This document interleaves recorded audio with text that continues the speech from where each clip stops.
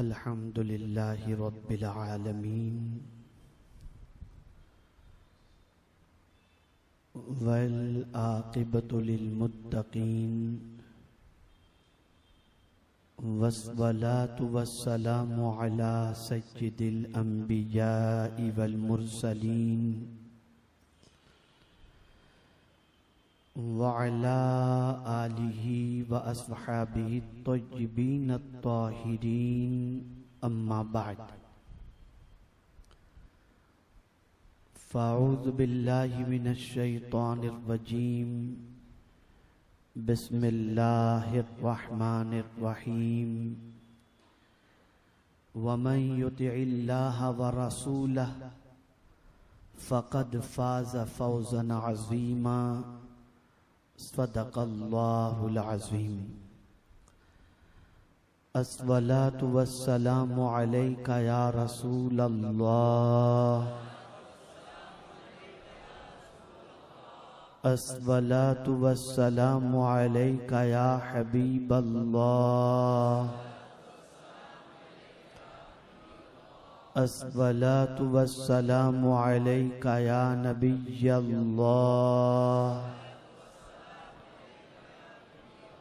अस्सलातु वस्सलामु अलैका या नूरल्लाह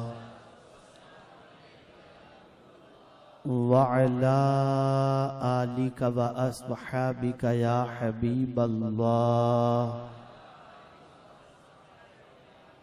सल्लल्लाहु तआला अलैका वसल्लम।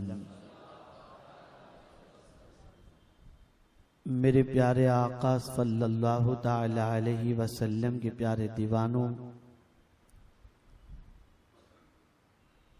मुझसे पेशतर बुलबुले बाक़े मदीना से आपने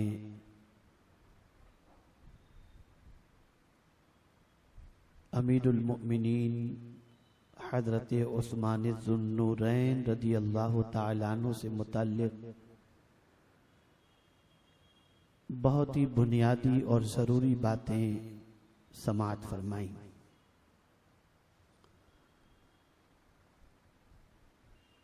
और उसके बाद अभी जो सफ़र मेरा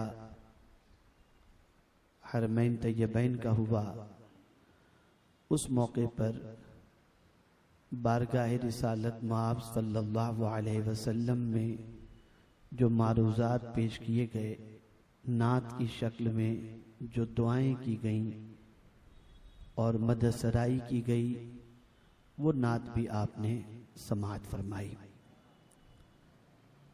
और अल्हम्दुलिल्लाह आप सब के लिए अरफात के मैदान में और मदीने मुनव्वरा में दुआएं की गई। अल्लाह ताला उन दुआओं को अपने हबीब के सदक़े में कबूल फरमाए। आज गुफ्तगू का मौजू वही सिलसिला जो कई सनीचर से चल रहा है, कामयाबी के 5 उसूल, जिसमें से आपने मुख्तसरन 3 उसूल समाअत फरमाए हैं। और आज इंशाअल्लाहुल अज़ीम कामयाबी का 4था उसूल आपके गोश गुजार करने की सआदत हासिल कर रहा हूं। बगौर समाअत भी फरमाएं और ये बात जहन में रखें कि जो बातें अल्लाह अज़्ज़ व जल और उसके प्यारे हबीब सल्लल्लाहु अलैहि वसल्लम की आप तक पहुंचाई जाती हैं, उन बातों को सुनने की हद तक न सुने, बल्कि उसको अमली जामा पहनाने की कोशिश करें तो कामयाबी नसीब होगी। ऐसा नहीं कि आपने सुना और आपने कहा बड़ी अच्छी गुफ्तगू थी, लेकिन तबीब अगर कोई दवा लिख देता है और आप दवा खरीद भी लें तो उससे शिफा नहीं मिलेगी। शिफा उस वक्त मिलेगी जब दवा हलक के नीचे उतरे। तो जब हलक के नीचे दवा उतारेंगे तो शिफा मिलेगी। ऐसे ही मुस्तफ़ा जान रहमत सल्लल्लाहु अलैहि वसल्लम और रब्बे कदीर जल्ल जलालहू के फरामीन पर अमल करेंगे तब जाकर के कामयाबी नसीब होगी। इसलिए इस नीयत से सुने कि इस पर इंशाअल्लाह अमल करना है। मेरे प्यारे आका सल्लल्लाहु अलैहि वसल्लम के प्यारे दीवानों, कामयाबी का चौथा उसूल है नरमी, सॉफ्ट।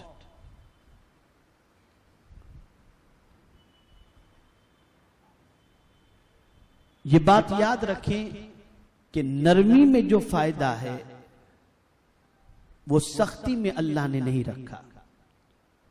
बाज जगहों पर सख्ती की इजाजत जरूर है, जो हुदूद इलाही का मसला हो, हुदूद शरीयत का मामला हो, तो वहां पर सख्ती की इजाजत है, लेकिन वो सख्ती भी तामीर के लिए होती है और उसमें अल्लाह अज़्ज़ व जल्ल की इजाजत होती है। जहां तक अपनी जात का मामला हो, उसके अंदर अल्लाह अज़्ज़ व जल और उसके प्यारे हबीब सल्लल्लाहु अलैहि वसल्लम ने नरमी की तालीम अता फरमाई है। और जो जितना बड़ा हो उसके लिए उतनी ही ज्यादा नरमी दरकार होती है। अब मैं आपको कुरान मुकद्दस की रोशनी में समझाऊं। पहला सवाल तो आपसे मैं ये करना चाहूंगा कि सबसे बड़ा कौन है? जवाब दें, जोर से कहें। कौन है सबसे बड़ा? अल्लाह। सबसे बड़ा अल्लाह। वो कुदरत वाला है, वो ताकत वाला है, वो कहार भी है, वो जब्बार भी है। अब उसकी शान कुरान मुकद्दस के अंदर मुख्तलिफ तरीके से बयान की गई और उसी शान के अंदर एक शान कुरान मुकद्दस में बयान की गई, अल्लाहु लतीफुम बिइबादिही यर्ज़ुक़ु मन यशा व हुवल क़वियुल अज़ीज़। अल्लाह बहुत मेहरबान है अपने बंदों पर। क्या है? बहुत मेहरबान है। अल्लाह लतीफ, लतीफुम बिइबादी। अल्लाह बहुत मेहरबान है अपने बंदों पर, रिस्क देता है जिसको चाहता है। यर्ज़ुक़ु मन यशा, जिसको चाहता है रिस्क देता है, और वही कवी और जबरदस्त है। यानी अब आयत का अंदाज देखें। पहले नरमी की बात हो रही है, अल्लाह बहुत मेहरबान है, और आयत के आखिर में कहा जा रहा है वहुवल क़वियुल अज़ीज़, और वही कुव्वत और ताकत वाला। मेरे प्यारे आका सल्लल्लाहु ताला अलैहि वसल्लम के प्यारे दीवानों, लतीफ किसे कहते हैं? लतीफ किसे कहते हैं? अल्लामा इब्ने मंजूर रहमतुल्लाह ताला अलैह ने लतीफ की तफसीर करते हुए फरमाया कि जिसमें तीन चीजें जमा हो उसे लतीफ कहते हैं। कितनी चीजें? बोलिए। पहली चीज, जो काम करे उसमें सख्ती और दुरुस्ती न हो।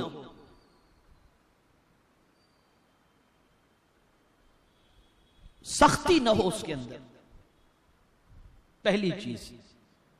तो अब आप देखिए, अल्लाह अज़्ज़ व जल्ल पालने वाला है ना। कौन पालता है हमको? बोलिए, कौन पालता है? तो जब पालने का तस्करा उसका आता है तो कुर्बान जाइए, सूरह फातिहा की इब्तिदाई आयात में अल्लाह ने फरमाया अल्हम्दुलिल्लाहि रब्बिल आलमीन। उसके बाद बोलिए, क्या फरमाया? अर्रहमानिर रहीम। जिसे पालना है उसके लिए मेहरबानी जरूरी है। पालने वाला बगैर मेहरबानी के पाल ही नहीं सकता। मां भी अपने बच्चे को पालती है, डंडे लेकर दूध नहीं पिलाती, गोद में सीने से लगा करके दूध पिलाती है। पालना है ना, तो सख्ती नहीं है उधर।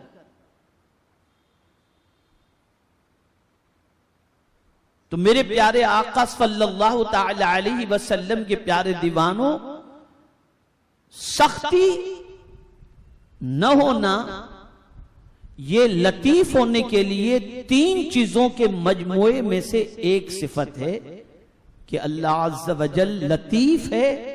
तो इस एतबार से लतीफ भी है कि परवरदिगार जल्ल जलालहू अपने बंदों की परवरिश नरमी से फरमाता है, अपने बंदों पर मेहरबान है, सख्ती नहीं फरमाता। मेरे प्यारे आका सल्लल्लाहु अलैहि वसल्लम के प्यारे दीवानों, दूसरी चीज, वो अपने बंदों के बारीक से बारीक मनफ़ियातों और मसलहतों पर आगाह हो। अपने बंदे के लिए क्या चीज नफा बख्श है, उसके सिलसिले में बारीक छोटी सी छोटी चीजें भी जिसके इल्म में है उसे लतीफ कहते हैं।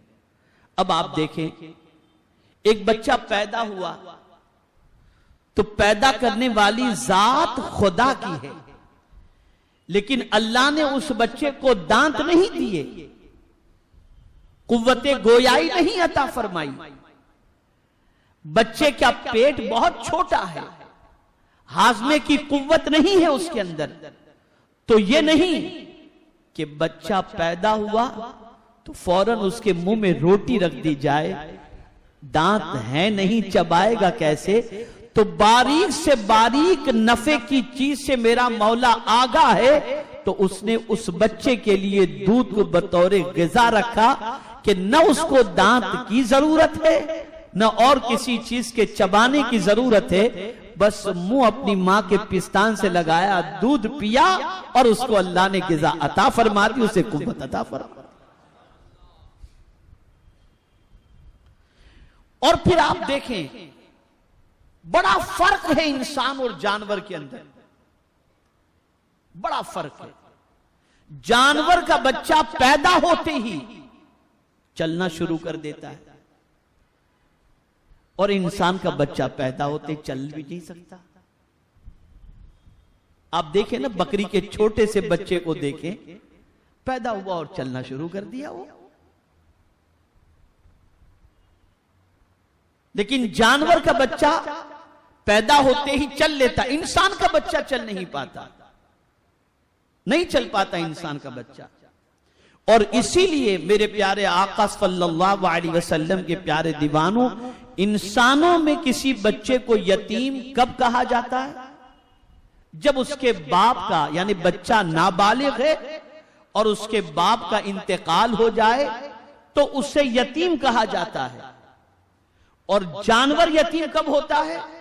जब उसकी मां का इंतकाल हो जाए तो उसे यतीम कहा जाता है, इसलिए कि इंसान की परवरिश करने वाला बाप है और जानवर को गिजा और दूध पिलाने वाली उसकी मां है।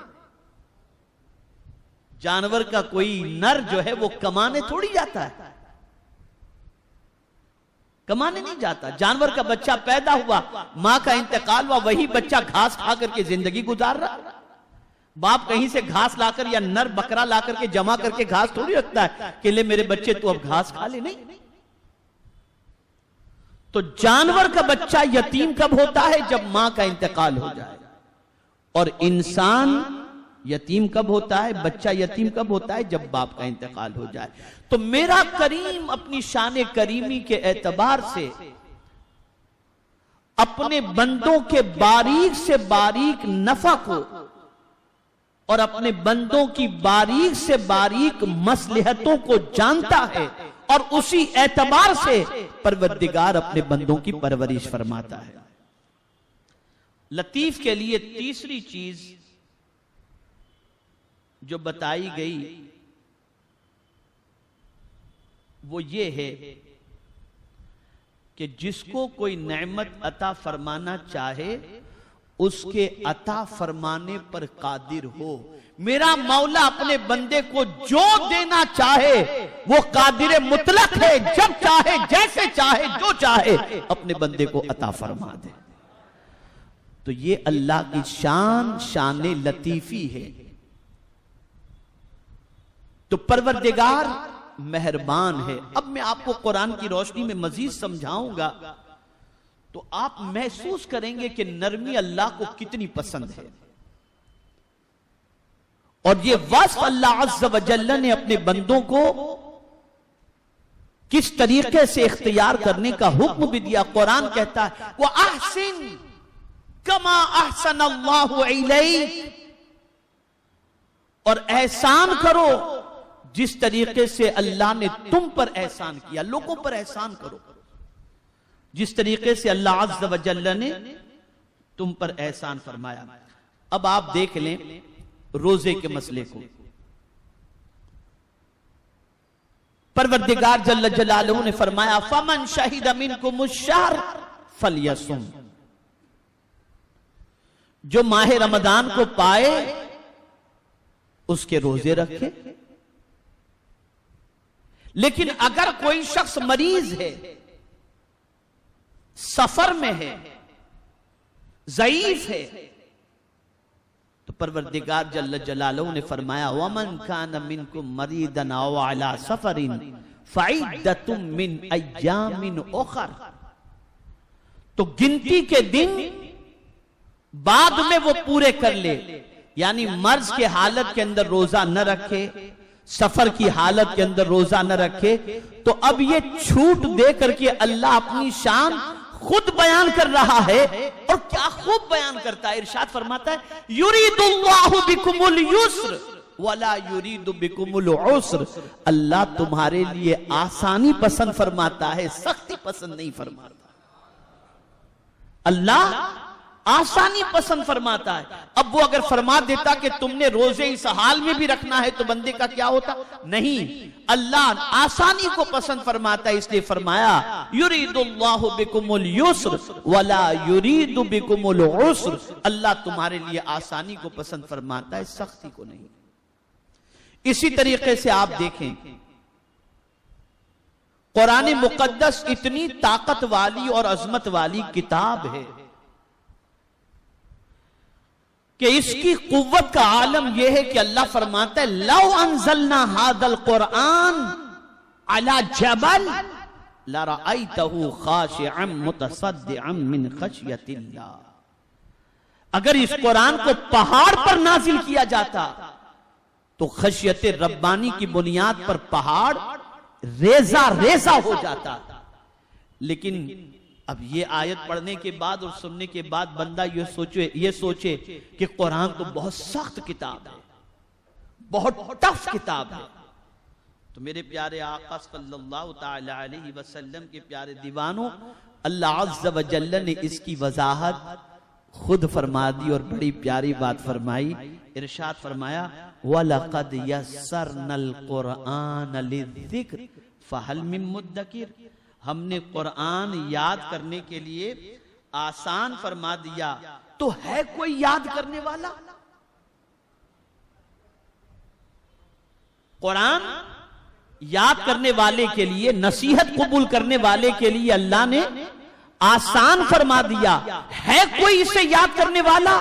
मैं आपको बताऊं मेरे प्यारे आका सल्लल्लाहु तआला अलैहि वसल्लम के प्यारे दीवानों, एक मीटिंग के अंदर हम मौजूद थे और एजुकेशनल बोर्ड की मीटिंग चल रही थी। उसमें हम भी थे, कुछ प्रोफेसर्स भी थे, और इसमें गुफ्तगू चली गरीब बच्चों के कुंद जहन होने की, कि मुसलमानों के जो बच्चे होते हैं, जो गरीब होते हैं, झोपड़े में रहते हैं, गुर्बत में जिंदगी गुजारते हैं, उनकी मेमोरी बड़ी वीक होती है। अब जब ये बात सामने रखी गई तो एक प्रोफेसर साहब ने बरजस्ता कहा कि नहीं, मैं इससे इत्तेफाक नहीं रखता। मुसलमान का गरीब बच्चा जितना ज़हीन होता है और जितनी मेमोरी उसकी अच्छी होती है, इतनी सरमाएदार बाप के बेटे की नहीं होती। मुझे थोड़ी सी तशवीश हुई, मुझे मतलब तजस्सुस हुआ थोड़ा सा। तो मैंने उनसे पूछा, मैंने कहा यार आप ये जो कह रहे हैं कि मुसलमान गरीब बच्चा जो है उसकी मेमोरी और याददाश्त अमीर बच्चों से अच्छी होती है, कोई दलील भी आपके पास? उन्होंने कहा हजरत ऐसी दलील है कि आप मुतमईन हो जाएंगे। मैंने कहा जी बताइए। कहा अच्छा हजरत ये मुझे बताइए कि मदरसे में जो बच्चे पढ़ते हैं ज्यादातर पढ़ने वाले बच्चे गरीब माँ बाप के होते हैं या अमीर माँ बाप के? मैंने कहा गरीब। कहा अच्छा हजरत एक सवाल आपसे और पूछता हूं, में पढ़ने वाला बच्चा किस उम्र के अंदर पूरा कुरान मुकद्दस हिफ्ज कर लेता है? मैंने कहा अब तो दाखिले के ऊपर है कि बच्चे की, अगर बच्चे का एडमिशन 12 साल की उम्र में हुआ है और वो कुरान शरीफ पढ़ना जानता है तो बच्चा 14 साल की उम्र में, 15 साल की उम्र में, 9 साल की उम्र में पढ़ाई शुरू किया। बहुत सारे ऐसे बच्चे भी हैं जो घरों के अंदर पढ़ते हैं, माँ बाप पढ़ाते हैं या किसी हाफिज को रखकर पढ़ाते हैं या वो उनके माँ बाप हाफिज होते हैं, तो 9-10 साल की उम्र के अंदर भी हाफिज बन जाते हैं। तो उन्होंने कहा हजरत एक सवाल मैं आपसे पूछना चाहता हूं कि जो किताब खुदा की है, जो किताब खुदा की है और इतनी ताकत वाली किताब के पहाड़ पर नाजिल की जाए तो पहाड़ रेजा रेजा हो जाए, अगर उस किताब को 3 साल के अंदर गरीब माँ बाप का बच्चा अपने सीने में महफूज कर सकता है तो बताइए उसके हिफ्ज और उसकी याददाश्त का आलम क्या होगा। और वही बच्चा केमिस्ट्री नहीं पढ़ पाता, मैथ्स नहीं पढ़ पाता, अलजेब्रा नहीं पढ़ पाता, साइंस नहीं पढ़ पाता, उसे स्कूल में डाल दीजिए तो कुछ नहीं पढ़ पाता। और बहुत सारे ऐसे बच्चे होते हैं जो स्कूल में कुछ नहीं पढ़ पाते, माँ बाप ले जाकर मदरसे में दाखिला दिला देते हैं और पता चलता है कि 8 साल के बाद बेहतरीन आलिम बनकर के निकल गया। तो सवाल ये पैदा होता है, ये याददाश्त अगर कोई कहे कि अमीरी की वजह से याददाश्त मिलती है तो नहीं, गरीबी की वजह से याददाश्त मिलती है, तो इसको ये समझना चाहिए अल्लाह अज़्ज़ व जल्ल ने ईमान की बुनियाद पर मुसलमानों को याददाश्त तो दी है, ताकत तो दी है। अब मुसलमान अगर इस्तेमाल करे तो अल्लाह अज़्ज़ व जल्ल उसे कामयाबी से हमकनार फरमा देता। तो कुरान याद करने वालों के लिए अल्लाह ने इजी रखा है, बहुत आसान रखा है। याद करने वाला कोई हो तो ना। तो कुरान इतनी ताकतवर किताब कि इसकी ताकत का आलम यह है।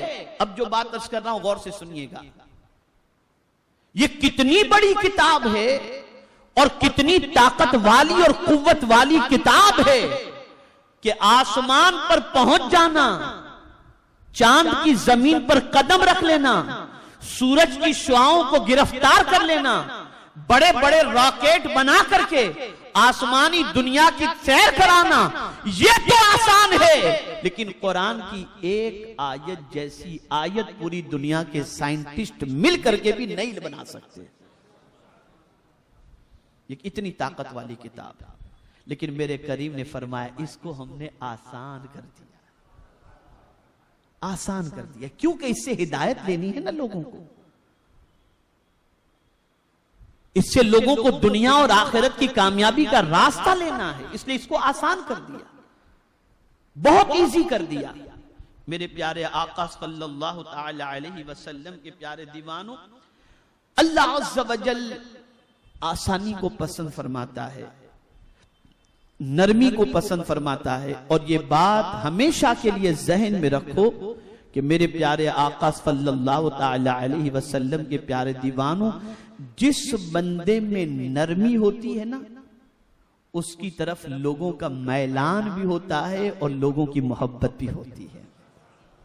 आकाए करीम सल्लल्लाहु अलैहि वसल्लम के हवाले से कुरान ने कहा, फबिमा रहमतिन मिनल्लाहि लिंत लहुम वलौ कुंत फज़्ज़न गलीज़ल क़ल्ब लनफ़द्दु मिन हौलिक। अल्लाह की रहमत से आप नर्म दिल हो। अगर आप सख्त दिल होते तो कुरान कहता है ये आपके करीब जो लोग नजर आ रहे हैं ना, ये सब छट जाते। ये लोग आपके करीब हैं इसलिए कि मेरे महबूब अल्लाह ने अपनी रहमत से आपको नर्म दिल बना दिया है। मेरे प्यारे आका सल्लल्लाहु तआला अलैहि वसल्लम के प्यारे दीवानों, अब मैं आपको नरमी से मुताल्लिक चंद हदीसें सुनाऊं और इन अहादीस को आप समाअत फरमाने के बाद महसूस करें कि नरमी अल्लाह को कितनी पसंद है और नरमी में अल्लाह अज़्ज़ व जल्ल ने कितना फायदा रखा है। अभी कल ही की बात है, कल ही की बात है, मदीने शरीफ से हम जिद्दा पहुंचे और जिद्दा से हमारी फ्लाइट बॉम्बे के लिए थी। बॉम्बे में लैंडिंग के लिए उसको सिग्नल नहीं मिल रहा था एयरक्राफ्ट को, और फ्लाइट जो है वो ऊपर ही ऊपर घूम रही थी, तकरीबन पौन घंटे तक ऊपर घूमती रही। हमारे एक साथी हमारे साथ सफर में थे, तो बरजस्ता अज़राहे मजाक की बात होने लगी, अगर बॉम्बे 3 का कोई पायलट होता ना तो सिग्नल बिग्नल तोड़ करके नीचे उतार ही देता। यानी अब आप सोचें कि हम लोगों की पहचान कैसी बन चुकी है। अब अपने मोहल्ले में देखिए, यहां कभी मैंने पुलिस वाले को, ट्रैफिक वाले को ट्रिपल सवारी बगैर हेलमेट कभी रोकते मैंने देखा ही नहीं है। वो डरता है कि अभी कुछ करेंगे तो मियां भाई ये गोश्त खा के आया, एक उठा के लगा दे। ये पोजीशन। इत्तेफाक से मेरे साथ हवाई जहाज के अंदर एक कनाडा का स्टूडेंट, एक कनाडा में काम करने वाला नॉन मुस्लिम मेरे बाजू में बैठा था और बातचीत चल रही थी। 10 साल के बाद वो आ रहा था, तो उसने मुझसे कहा कि कुछ इंडिया बदला है कि नहीं बदला। मैंने कहा तुमको अच्छा लगेगा, अभी इंडिया काफी बदल चुका है, लोगों में एजुकेशन आ चुका है, थोड़ा सा मतलब जो है चेंजिंग थोड़ी सी आई है। बोले हाँ मैंने भी लोगों से सुना है, 10 साल के बाद आ रहा हूं तो मैं सोचा जरा आपसे पूछ लूं। बातचीत ऐसे होने लगी, तो थोड़ी सी तब्दीली आई है, थोड़ी सी तालीम और तरबियत की वजह से। लेकिन फिर भी मैं आपको यह जरूर बताऊंगा कि घर के टूटने का रीजन, खानदान के बिखरने का रीजन, आपस के झगड़े और फसाद का रीजन गर्मी के अलावा और कोई चीज नहीं है। अगर मुसलमान हुजूर की तालीम पर अमल करके नरमी इख्तियार करते तो आज शीरो शकर बनकर अपनी जिंदगी गुजारते हुए चलते। नहीं, अब आप सुनिए हदीस से। जो लोग कहते ना भाई अपना गुस्सा तो यहां रहता है, संभल कर बात करना, कहते हैं ना लोग, और आज के शौहरों का तो कहना ही क्या, बात बात पे धमकी के अलावा कोई बात ही नहीं होती। तो ये सारी चीजों के नुकसान देखें और नरमी का फायदा जो हुजूर ने फरमाया है उसे समाअत फरमाए। आकाए करीम रऊफ रहीम अलैहि तहियत व तस्लीम इरशाद फरमाते हैं, बेशक अल्लाह रफीक है, यानी अपने बंदों पर नरमी फरमाने वाला है। अल्लाह रफीक है यानी अपने बंदों पर नरमी फरमाने वाला है, और नरमी करने पर वो कुछ अता करता है जो सख्ती पर और नरमी के सिवा किसी और चीज पर अता नहीं करता। ये हुजूर सल्लल्लाहु अलैहि वसल्लम का फरमान है। अल्लाह नरमी करने पर वो अता करता है जो सख्ती करने पर या उसके अलावा कोई चीज करने पर अल्लाह अता नहीं फरमाता। ये हुजूर सल्लल्लाहु अलैहि वसल्लम का फरमान है। मेरे प्यारे आका सल्लल्लाहु ताला अलैहि वसल्लम के प्यारे दीवानों, आकाए करीम रऊफ रहीम अलैहि तहियत व तस्लीम ने उम्मुल मुमिनीन हजरत आयशा सिद्दीका रदियल्लाहु ताला अन्हा से इरशाद फरमाया, अपने ऊपर नरमी को लाजिम करो, अपने आप को दुरुस्त खुई और बेजा गुफ्तगू से दूर रखो, क्योंकि नरमी जिस चीज में भी हो उसको जीनत देती है और जिस चीज से निकल जाए उसको ऐबदार बना देती है।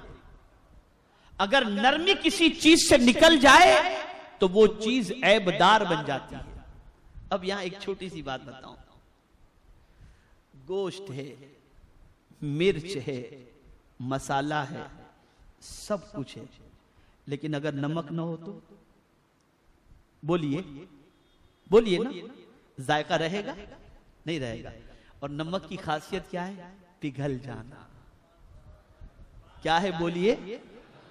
और ये पिघलने वाले का फायदा इतना रखा अल्लाह ने कि इसके बगैर कोई चीज अच्छी लगती ही नहीं। और इतनी सस्ती ये चीज रखी, इतनी सस्ती रखी कि कोई गरीब से गरीब इंसान भी नमक रोटी खाना चाहे तो खा सकता है। यह है नरमी का फायदा। और अभी एक हदीस सुनाऊं ना, तो इस हदीस को सुनने के बाद मैं समझता हूं कि आपका ईमान ताजा हो जाएगा।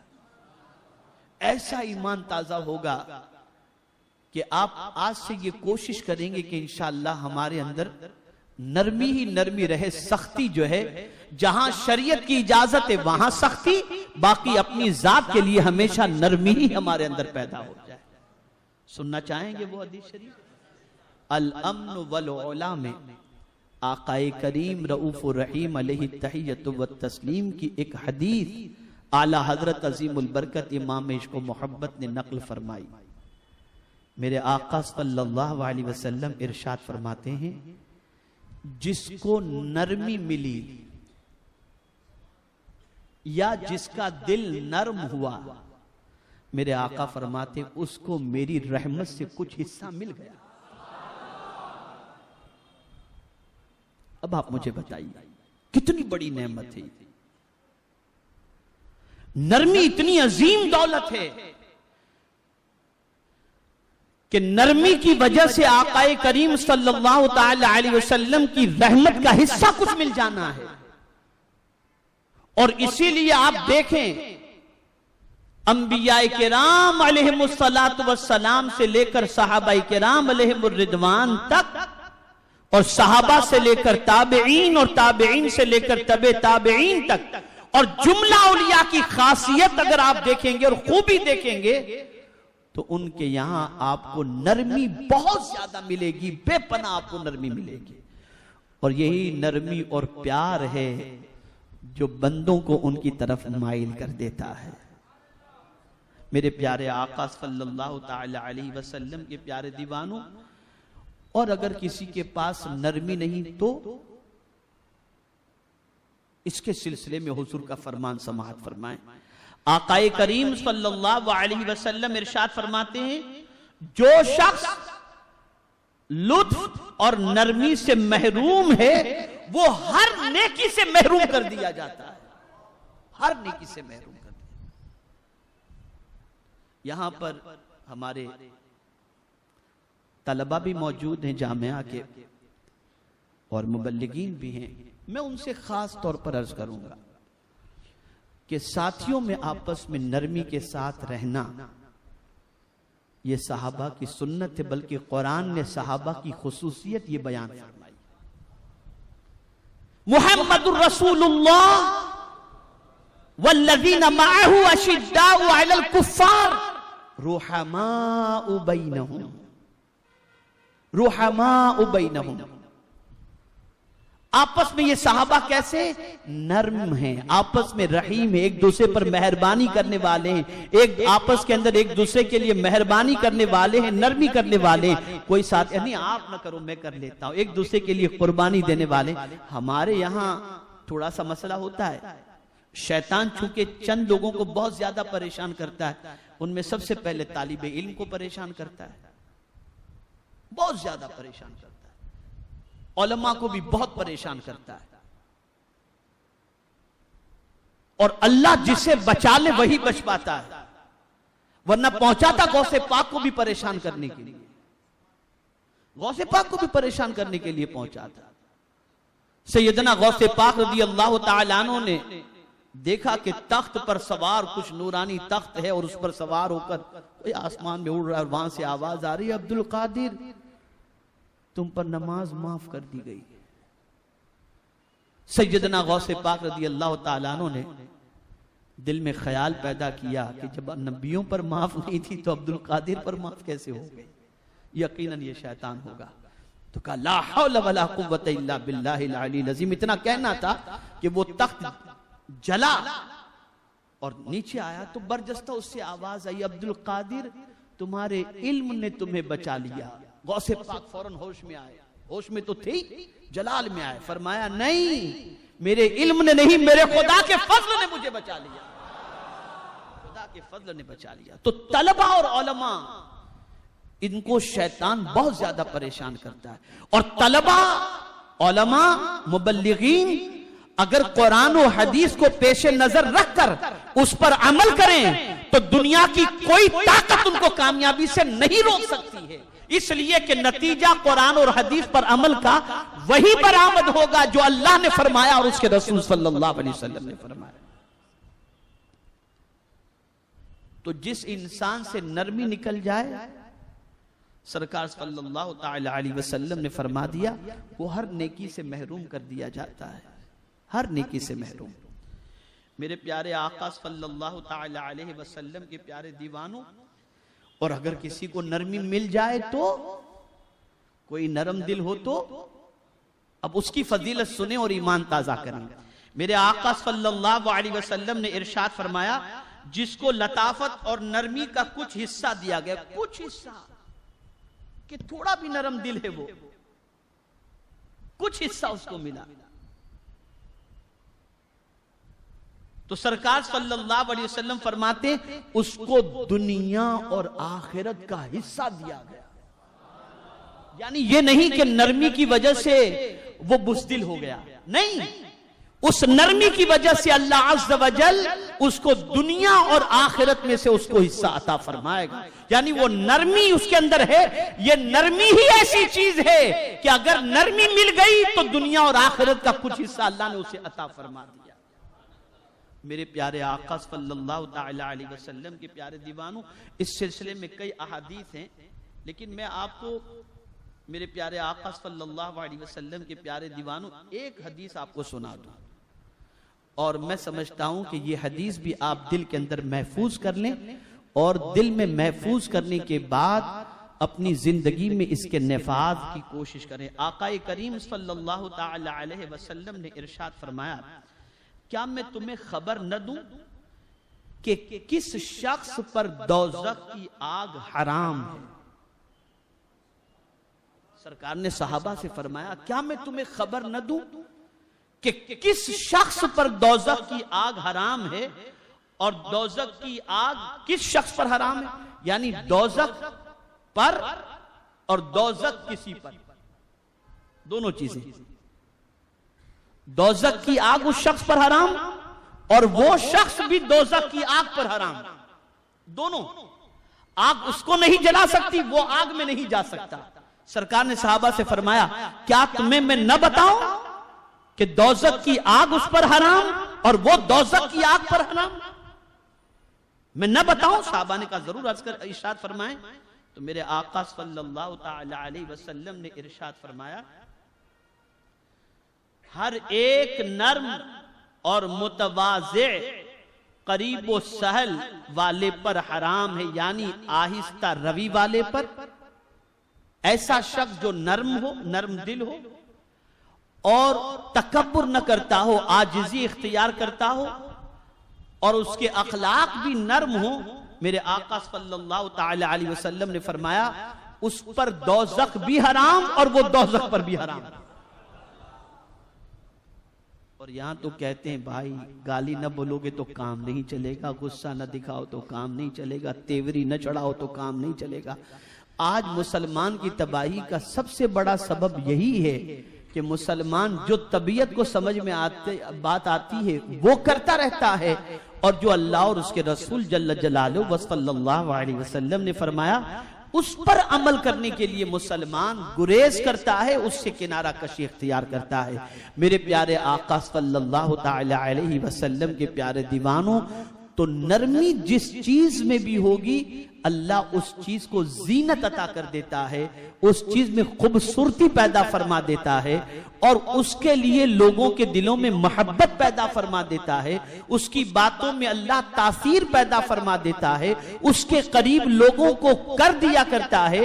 और जिसे नरमी मिल गई अल्लाह के रसूल की रहमत का उसे हिस्सा मिल गया, और नरमी अल्लाह को पसंद है, और नरमी अल्लाह अज़्ज़ व जल्ल की सुन्नत में से एक सुन्नत भी है। है। मेरे प्यारे आका सल्लल्लाहु ताला अलैहि वसल्लम के प्यारे दीवानों, यहाँ फिर एक बात मैं अर्ज कर दूं कि आप याद रखें कि जहां बच्चा नरमी से न संवरता हो तो उस बच्चे के लिए माँ बाप को सख्ती का भी हुक्म दिया गया, उसके सुधार के लिए, उसकी तामीर के लिए, उसकी जिंदगी संवारने के लिए। उस्ताद के लिए भी नरमी का हुक्म है शागिर्द के लिए, लेकिन शागिर्द सबक याद नहीं करता तो उसके भले के लिए सख्ती करने का हुक्म है। लेकिन यहाँ याद रखें कि सख्ती करने वाला जब किसी पर सख्ती करे, गौर से सुनिएगा जो बात मैं अर्ज करने जा रहा हूं, सख्ती किसे कब इजाजत है सख्ती की? सख्ती करने वाला अगर किसी पर सख्ती करे तो उस सख्ती से उसका अपना कोई जाती फायदा न हो,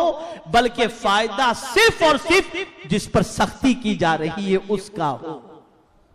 उस्ताद शागिर्द पर सख्ती करता है ताकि सबक याद करे और वो कामयाब हो जाए। बाप औलाद पर सख्ती करता है ताकि बच्चा सख्ती की वजह से सही रास्ते पर चले और उसका मुस्तकबिल ताबनाक हो जाए। मेरे प्यारे आका सल्लल्लाहु ताला अलैहि वसल्लम के प्यारे दीवानों, न इसमें बाप अपना फायदा सोचता है, न इसके अंदर उस्ताद अपना फायदा सोचते हैं। और जो बच्चा उस्ताद और माँ बाप की सख्ती को कबूल कर ले और अपने फायदे को सामने रखे और सख्ती को बर्दाश्त कर ले, वो संवर जाता है और कामयाब हो जाता है। कामयाब लोगों की जिंदगी अगर पढ़ोगे तो आपको यही मिलेगा। मेरे उस्ताद बहुत सख्त थे यार, लेकिन मैं उनकी बात माना, उनके डर से पढ़ा तो आज मेरी जिंदगी संवर गई। ये बहुत सारे शागिर्द कहते हुए नजर आएंगे, यार मेरे अब्बा बहुत सख्त थे, ऐसे जाने नहीं देते थे, किसी से दोस्ती करने नहीं देते थे। आज मैं जो कुछ भी सुधरा हुआ हूं, ये मेरे बाप की मेहरबानी और सख्ती का नतीजा है। तो ऐसी जगह पर सख्ती, मुख्तसर आप समझ लें, सख्ती की इजाजत कहां है? जिस पर सख्ती की जा रही है उसका फायदा मकसूद हो, सख्ती करने वाले का अपना कोई फायदा उसमें न हो। ये ज़हन में रखें। अपनी ताकत दिखाने के लिए सख्ती नहीं, अपनी कुव्वत दिखाने के लिए सख्ती नहीं। तो अब क्या करना चाहिए? वहां नरमी ही नरमी इख्तियार करना चाहिए। जिसमें नरमी होगी उसमें बरकत होगी। मैं ये समझता हूं बड़ी मेहनतों के साथ मैं कामयाबी के इन उसूल को तलाश करके आपके गोश गुजार कर रहा हूं, ताकि इस पर अमल करें और अमल करने के बाद अपनी जिंदगी को कामयाब बनाने की कोशिश करें और दुनिया और आखिरत को संवारें। मेरे प्यारे आका सल्लल्लाहु ताला अलैहि वसल्लम के प्यारे दीवानों, इसी तरीके से एक और बात भी अर्ज कर दो। हमारे एक साथी हैं और बहुत सारे ऐसे साथी हैं जिनकी पोजीशन ऐसी होती है, किसी के साथ तिजारत करते हैं और तिजारत के बाद कुछ लोग अपनी रकम, सामने वाले की रकम ले लेते हैं। अब देखिए यहां भी आप सख्ती की आपको इजाजत इस एतबार से होगी कि अगर वो रकम आपकी ले लिया, आप सख्ती से वसूल नहीं करेंगे तो हो सकता है कि इस रकम के लेने की वजह से उसकी कयामत में सारी नेकियां जो है वो आपको मिल जाए और वो मुफलिस हो जाए, और रकम अगर वो लौटा दे आपकी सख्ती की बुनियाद पर तो वो कयामत की जवाबदेही से बच जाए। तो ऐसे बाज मामला के अंदर हमारी नीयतें भी अगर हम दुरुस्त कर लें तो उस एतबार से भी अल्लाह अज़्ज़ व जल्ल हमें फायदा अता फरमाएगा। तो याद रखें, सख्ती की जहां शरीयत ने इजाजत दी है वहां सख्ती, और जहां नरमी की इजाजत है वहां नरमी इख्तियार करना चाहिए। नरमी में अल्लाह ने खैर रखी है, नरमी में अल्लाह ने बरकतें रखी हैं, नरमी में अल्लाह अज़्ज़ व जल्ल ने फायदा रखा है। और मेरे आका सल्लल्लाहु अलैहि वसल्लम तो ऐसी नर्म तबीयत के मालिक थे, ऐसी नर्म तबीयत के मालिक थे कि जान के दुश्मनों को भी मुस्तफा माफ करते नजर आ रहे हैं। उनसे ज्यादा नरमी वाला अल्लाह ने किसी को पैदा किया ही नहीं। बहुत नर्म, बहुत नर्म, दुश्मनों की तकलीफ जो गवारा न कर सके। मस्जिद नबवी शरीफ में जंगे बद्र के कैदियों को जब बांधा गया था, जो हुजूर सल्लल्लाहु अलैहि वसल्लम को शहीद करने आए थे, और जब वो कैद किए गए, शिकस्त खाए और कैद किए गए, और मस्जिद नबवी शरीफ में जब उनको बांधा गया तो चूंकि हुजूर सल्लल्लाहु अलैहि वसल्लम का दौलत कदा मस्जिद नबवी शरीफ से लग करके, तो रात को ये बंधे हुए थे, सरकार रात को अपने कमरे में थे। अल्लाह अल्लाह, अचानक रात को कैदियों की कर्राहने की आवाज आई। उफ, मेरे आका सो न सके, उठे, साहबा से फरमाया कैदियों की रस्सी को ढीली कर दो, इसलिए कि कैदियों की कर्राहने की आवाज से मुझे नींद नहीं आती है। ये जान के दुश्मनों के साथ नरमी का मामला, ये नरमी का मामला। मेरे प्यारे आका सल्लल्लाहु ताला अलैहि वसल्लम के प्यारे दीवानों, रसूल आजम सल्लल्लाहु ताला अलैहि वसल्लम खाने काबा के सामने नमाज अदा कर रहे हैं और पुश्ते रसूल सल्लल्लाहु अलैहि वसल्लम पर ओजड़ी रख दी जाती है। नन्ही सी खातून जन्नत रदी अल्लाह ताला अन्हा तशरीफ लाती हैं। देखा, हटाया, रोई। सरकार सल्लल्लाहु ताला अलैहि वसल्लम के इस हाल को देखकर और मेरे आका सल्लल्लाहु अलैहि वसल्लम को सताने वालों के लिए अपने होंठ से कुछ बद्दुआ के कलिमात निकालना ही चाहती थी कि सरकार सल्लल्लाहु अलैहि वसल्लम ने उनके होंठ पर अपना हाथ रख दिया और इरशाद फरमाया, फातिमा ऐसा न कहो, हो सकता है कि इन सताने वालों में से ही कोई ऐसा आ जाए जो इस्लाम कबूल करके अल्लाह के दीन को फैलाने वाला बन जाए। मैं लोगों के लिए रहमत बन करके आया हूं, जहमत बन करके नहीं आया। ये शान थी मेरे मुस्तफा सल्लल्लाहु अलैहि वसल्लम, ये शान थी। तो मेरे प्यारे आका सल्लल्लाहु अलैहि वसल्लम के प्यारे दीवानों, आज कामयाबी का चौथा उसूल आपने समाअत फरमाया। मैं गुजारिश करूंगा कि आप आते रहें तो सीखो और आया करो। इंशाअल्लाह कामयाबी का 5वां उसूल जिंदगी रही तो आइंदा इज्तिमा में आपके सामने बयान करने की सआदत हासिल करूंगा। वमा अलैना इल्लल बलागुल मुबीन। अस्सलामु अलैकुम व रहमतुल्लाहि व बरकातुहू। रिसालत के परवानों, हर शनिचर को बाद नमाज इशा सुन्नी दावत इस्लामी के आलमी मरकज इस्माइल हबीब मस्जिद में सुन्नी इज्तिमा होता है। तो आप हजरात पाबंदी के साथ इसमें शिरकत फरमाएं। सुन्नी दावत इस्लामी की वेबसाइट sunnidawatislamI.net पर विजिट करें और बहुत सारी दीनी मालूमात हासिल करें।